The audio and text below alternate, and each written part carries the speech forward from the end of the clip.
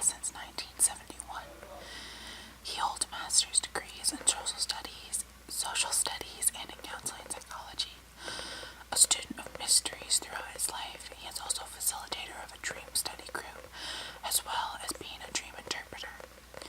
Pitkin has been a professional numerologist since 1976, and he teaches courses on the spiritual meaning of numbers. That would be an interesting class. Since his first experiences with a haunted barn in 1968, he has collected stories of ghosts and apparitions in upstate New York.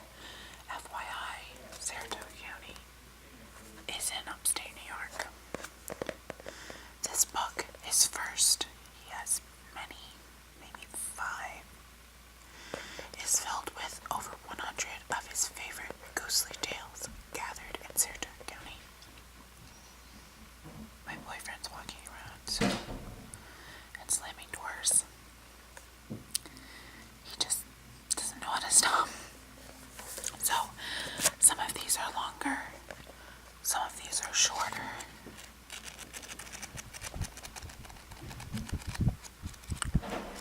But I just figured we'd read a few, and then we can go back and read a few more a little bit later, in maybe a week or so. I really want to read Harry Potter, but I think that it would get taken down. I have to do a little bit of research on it because I've watched ASMR artists in years past who have started reading Harry Potter and then stopped.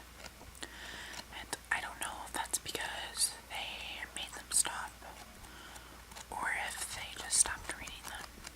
But anyway, I'm going to be reading something on my channel as a book. I'm hoping that if it's more publicly available, maybe I can do that. So let's start reading. I think this book is broken up into towns. So Boston Spa, Clifton Park, Saratoga Springs. I live in one of these towns. I'm not going to say which, but I live in Saratoga County. Probably. And I know where all these towns are, so I'm not going to go straight to the one where I live. But we will read that at some point. I may switch every other story between whisper and soft speaking. So, let's start at the beginning. We start with the town of Boston.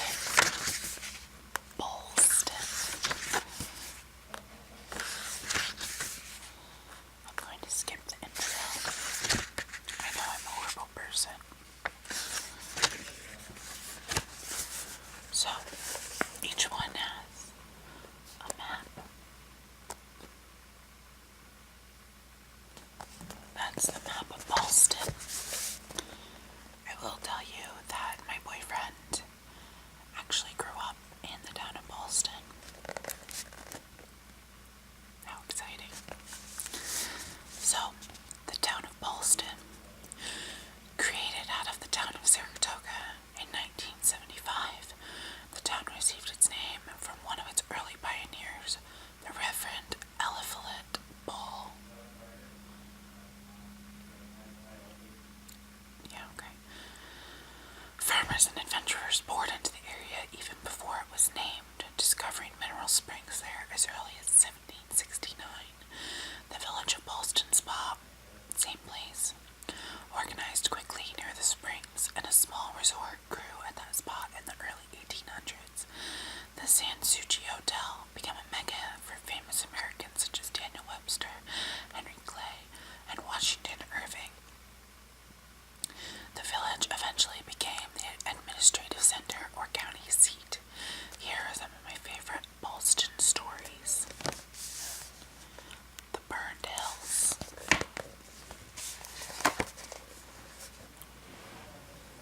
Ooh, my back hurts, sorry. I just filmed another video and my back hurt in that video too, so go figure. Traders and trappers roamed the creeks and hills of this area for years before Reverend Paul arrived. Our first story arises from a legend. It is said that two white trappers noticed two Indians loaded down with choice pelts trapped in the vicinity of Boston Lake. Figuring that it was easier to trap these natives than to do the work of trapping animals, they stole upon the Indian camp one night and murdered them. Taking their furs away, they set fire to the camp and the surrounding brush in order to obliterate evidence of their crime. The fire spread over an extensive area in the southern part of the county before burning itself out. The hillsides were scorched for miles around. Travelers crossing the burned hills frequently saw the ghosts of the dead Indians. One old-timer from that area says the lost souls of these murdered men drifted over that area, often frightening by moonlight those who did not know that place's violent past. For many years, the area was quickly traversed by those who feared the spirits. As time went by, it became known as Burnt Hills. I didn't know that. I know where Burnt Hills is.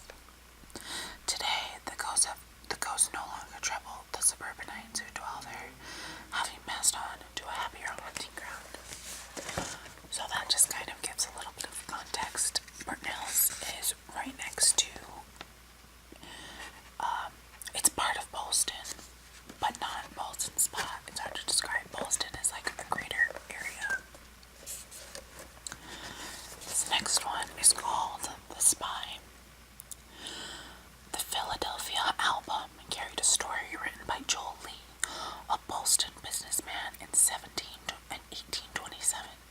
It related the mysterious tale of a genteel stranger named Jones who came to the area of Boston Lake, then called Long Lake, just before the Revolutionary War. There, he purchased a home site on the lake's north shore, probably in the area of the outlet. Importing building materials from Albany, he crafted a house superior in style to the rural cabins and kitten houses of the local people. He seems to have elegantly landscaped the property, an art almost unknown to the rustic settlers who had preceded him. Jones, his wife, and children didn't mingle much in the community affairs, which sent local talks to gossiping as to who and what the stranger might be. In 1776, the American Revolution commenced with the signing of the Declaration of Independence in Philadelphia on July 4th. By the early summer of the following year, it was clear that a British army headed by General John Burgoyne was coming to subdue the rebels. The invaders were headed straight toward Albany, that's New York's capital, where Burgoyne hoped to seize the city and divide the colonies. Boston patriots formed a committee of safety to organize their resistance to the invasion. Members of the group noted that Jones had disappeared from the area several months before. When he returned, his family had adopted a radically changed lifestyle. Servants were dismissed and upkeep on his manicured grounds ceased. I'm sorry, it's not very pretty, but it's comfortable. You should probably not do that. A local farmer returned one day from Albany, carrying a handbill which sought the arrest of Jones as a spy. The document spelled out Jones' attempt to infiltrate the lines of General Gates' colony forces gathered along the Hudson River. He was charged as a spy for carrying a message to Burgoyne, but had escaped. His family told the local committee of safety that they did not know his whereabouts. A few weeks later, a local man named Wright, returning from an evening visit to his girlfriend's home along the east edge of Long Lake, saw from his boat on the lake a shadowy figure furtively moving through the bush along the shore. Seizing his paddle, Wright observed silently. The man stealthily crept to the door of the Jones home and entered. Wright quickly saw the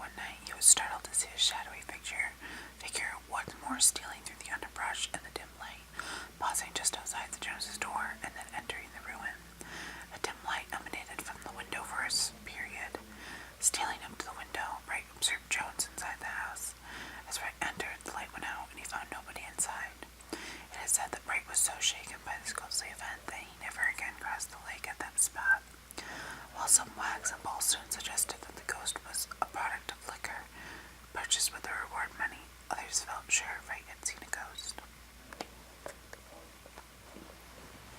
I'm spooking myself. The ghost of, I think it's Five Corners, but I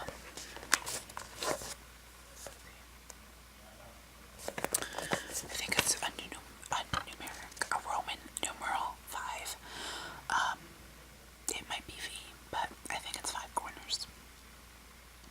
A family from the New York City area built the ornate house.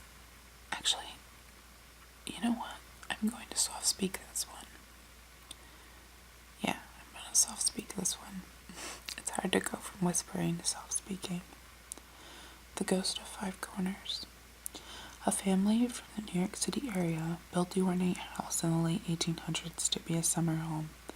It passed from owner to owner after that, until a new family occupied the structure in 1969. A pleasant dwelling sheltered by tall trees, it seemed an ideal home for youngsters who could roam about the fields and woods nearby. The house, however, had other inhabitants not mentioned in the bill of sale. Ooh. The greatest number of disturbances took place during the first 6 months in which the new family occupied the house.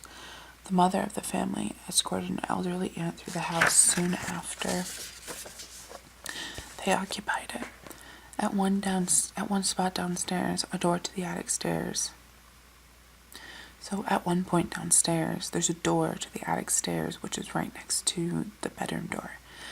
As the aunt approached the spot, she recoiled, almost as if something or someone had thrown her backward. "There's something bad in there," she said. "Never use this as a bedroom." But as space was limited for the family, there was no other choice. A son used the room for 15 years with no incidents. At one time, the mother, approaching the room, saw what looked like a black dust swirling outside the doorway for a few moments. She watched it disappear through a closed door at the end of the hallway. It was easy for her to chalk that experience up to her imagination. In later years, after the family had left the house, the son admitted that he had witnessed forms and shape moving about his bedroom, but these had never really bothered him. When the daughter was about 13 years old, she organized a sleepover with some girlfriends in the house. When their chatter finally turned to slumber, one of the girls awoke, hearing someone tapping on their bedroom door.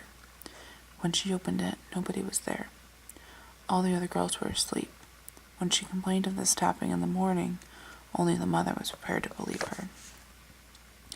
During the family's residency, there were many unaccountable noises at night, and when they awoke in the morning, objects were found to have moved during the night. In spite of these events, all of these incidents were tolerable, and it was a happy home for them. One day, with the children at school and the father working outside, the mother was busily preoccupied with a project. She heard a small child calling, "Mommy, Mommy," and she absentmindedly responded, "It's okay, honey, I'll be there in a minute."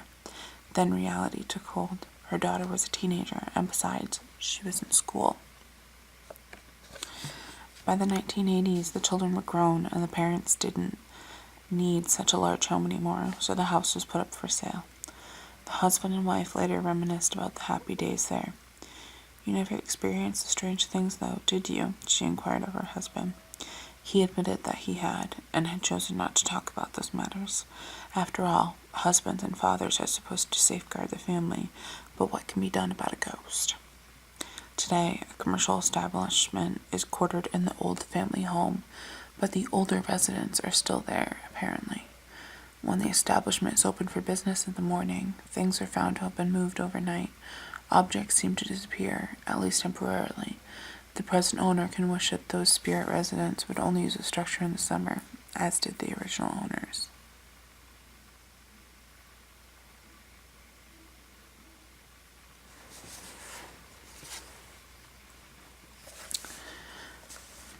The Gibson. So the next one is called Children Return. The Gibson family enjoyed the house on Shepherd's Hill for over 2 decades. Children grew up there, and 2 of the boys went off to World War II. Allegedly, one died in the service, though I was unable to confirm this. By 1970, the time had come for the parents to move on, and the old house was put on the market. The house had originally been built by a member of the Lee family from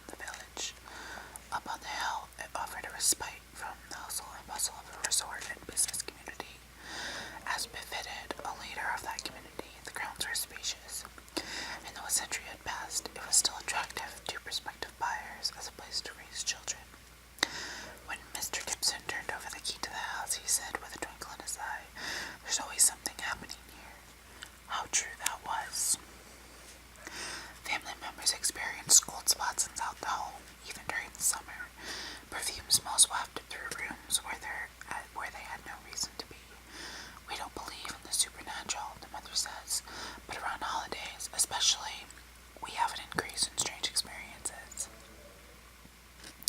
Around Christmas time in 1996, she and her husband were relaxing and watching television in the family room when they began to hear their children laughing and playing in the kitchen. Both of them stood up and went to that room, only to find it vacant. At the time, their children were grown up and had homes of their own. Was this a flashback to the holiday happiness those children enjoyed in some years past? Or was this a fracture in time, which allowed the happiness of other parents' children from long ago to be remembered by the old house? Growing up there, the new children experienced many little annoyances. One son awoke feeling something on his left side.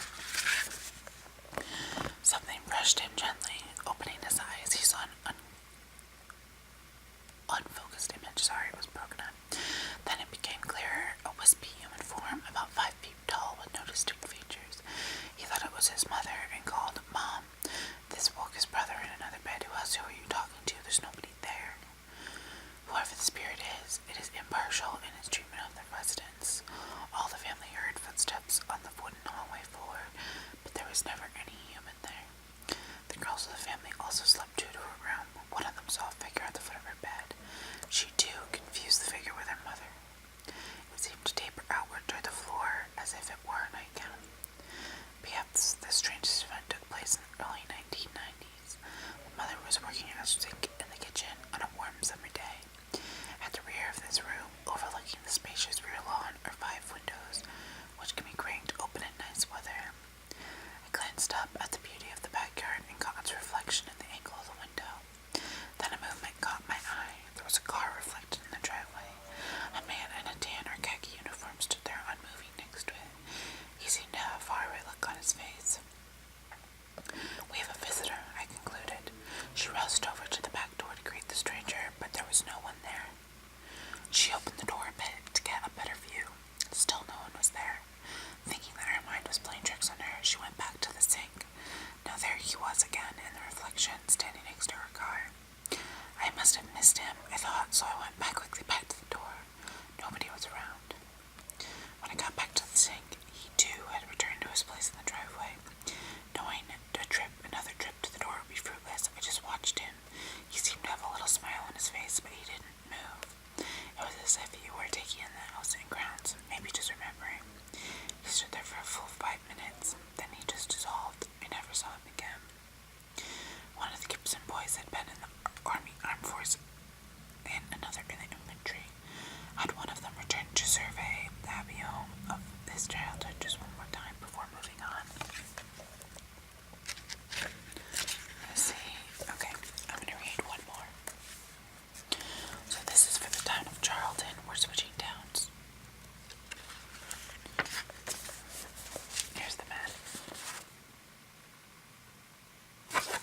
I don't know Charlton very well at all. I actually don't know necessarily where that is.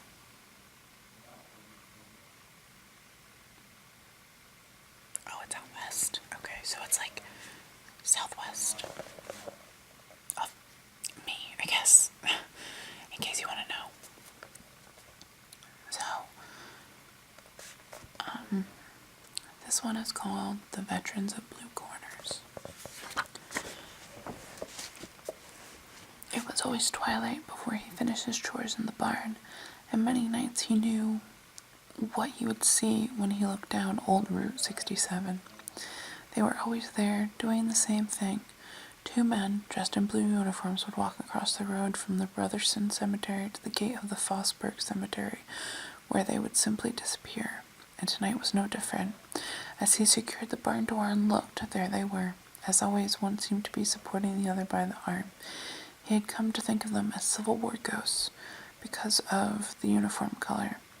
Tonight, as with every other time, he'd go into the house and tell his wife and son about the scene, and they would give him a smile and nod. He knew they didn't believe him. Not really. A few years later he died, and that story was almost forgotten. Probably just as well.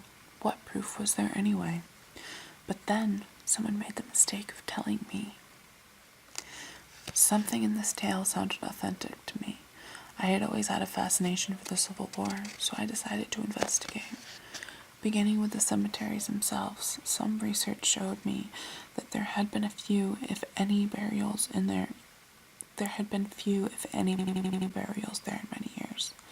The Brotherson Cemetery was known in other times as the Old Episcopal Cemetery, attached to St. Mary's Church, which had been raised over 100 years ago.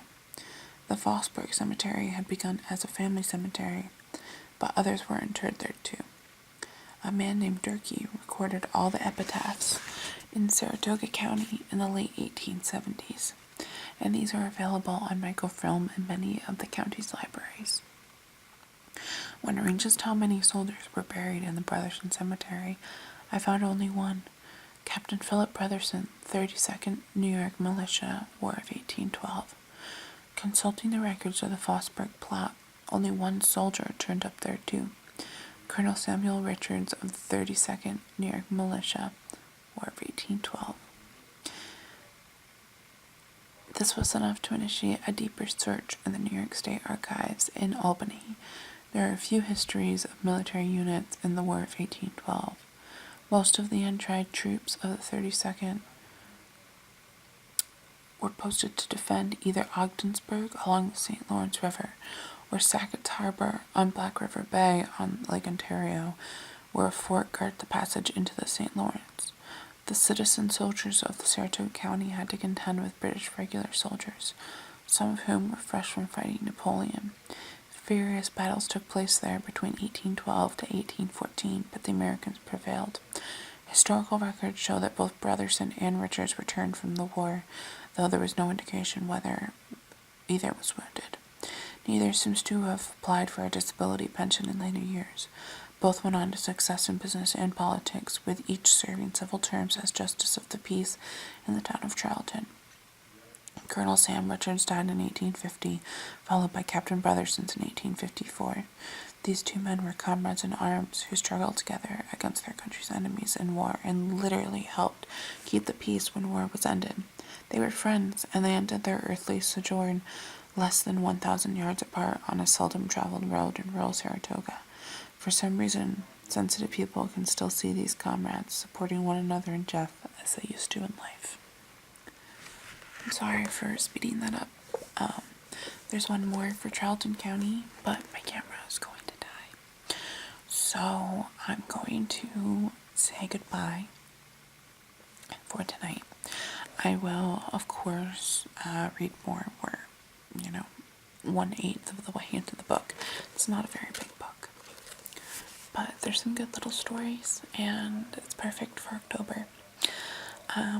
So I will see you all soon. Thank you so much for popping in.